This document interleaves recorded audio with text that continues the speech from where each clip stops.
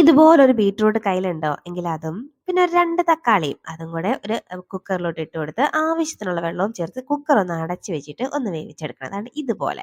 ഇതുപോലെ ഒന്ന് വെന്ത് വരുമ്പോഴേക്കും ആ ബീറ്റ്റൂട്ടിന്റെ തൊലിയൊക്കെ കളഞ്ഞൊന്ന് അരിഞ്ഞ് മിക്സർ ജാറിലോട്ട് ചേർത്ത് കൊടുക്കാം. അതുപോലെ തക്കാളിയുടെ തൊലിയും കളഞ്ഞ് അതും ചേർത്ത് കുറച്ച് വെള്ളവും ചേർത്ത് ഇതുപോലെ അരച്ച് മാറ്റി വെക്കണം. ഇനി ഒരു മിക്സർ ജാറിലോട്ട് വെളുത്തുള്ളിയും പിന്നെ വറ്റൽമുളകും കുറച്ച് കുരുമുളകും ചെറിയ ജീരകവും കൂടെ ചേർത്ത് ഇതുപോലെ ക്രഷാക്കി മാറ്റി വെച്ചിട്ടേ ഇനി ഒരു പാനിലോട്ട് വെളിച്ചെണ്ണ ആഡ് ചെയ്യാം, കടുകിട്ട് പൊട്ടിക്കാം, ഉലുവയും ചേർത്തിട്ട് നമ്മൾ ക്രഷാക്കി വെച്ചിരിക്കുന്ന ഐറ്റം ചേർത്ത് അതിൻ്റെ പച്ചമണം മാറുന്നവരെ ഒന്ന് വഴറ്റിയെടുത്തിട്ട് അതിലേക്ക് സാമ്പാർ പൊടി ചേർത്ത് കൊടുക്കണം. പിന്നെ ഇത്തിരി കായപ്പൊടിയും കൂടെ ചേർത്തിട്ട് നന്നായിട്ട് വഴറ്റിയെടുത്തിട്ട് നമ്മുടെ ബീറ്റ്റൂട്ടിൻ്റെ മിക്സും ചേർക്കണം. അത് ആ മിക്സിയുടെ ജാറ് കഴുകി കുറച്ച് വെള്ളവും ചേർത്തിട്ട് ഇനി പുളിവെള്ളം ചേർത്ത് കൊടുക്കണേ. ഇനി ഒന്ന് നന്നായിട്ട് മിക്സ് ആക്കിയിട്ട് ആവശ്യത്തിനുള്ള ഉപ്പ് ചേർത്ത് കൊടുക്കണം. വീണ്ടും ഒന്ന് മിക്സ് ആക്കിയിട്ട് ഇനി അതിലേക്ക് കുറച്ച് മല്ലിയിലയും ചേർത്ത് ഒന്നങ്ങ് തിളപ്പിക്കണം. ഇതുപോലെ തിളച്ച് വരുമ്പോഴേക്കും ഫ്ലെയിം ഓഫ് ആക്കാം.